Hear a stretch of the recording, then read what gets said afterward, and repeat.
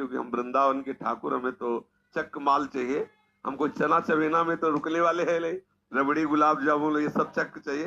तो बोले देखो कुछ रुपया तो है, अब शादी का चक्कर, इसलिए व्यवस्था तो तुम्हारी बनाएगा। तो बोले कैसे चलोगे? बोले चलेंगे तो हम पैदल ही, आगे आगे तुम चलना, पीछे पीछे हम चलेंगे, थोड़ी थोड़ी देर में कुछ भोग लिए रहना, हमको भोग लगा देना। बोले अब हम चले और तुम आ रहे हो कि नहीं आ रहे हो ये मुझे कैसे पता चलेगा? बोले नूपुरों की ध्वनि तुम्हें सुनाई देगी, अगर पीछे मुड़ के देख लिया तो जहां से मुड़ोगे वही हम खड़े हो जाएंगे, आगे नहीं चलेंगे। बात तय हो गई, चल दिए ठाकुर जी। अब आप देखो क्या मूर्ति है।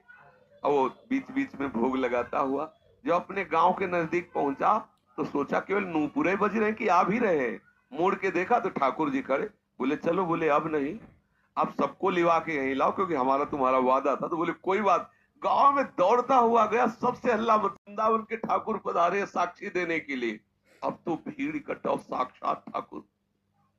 अब सब पंच आ गए, तो अब पंचों के सामने बुढ़े को कुछ बोलने की हिम्मत नहीं रही।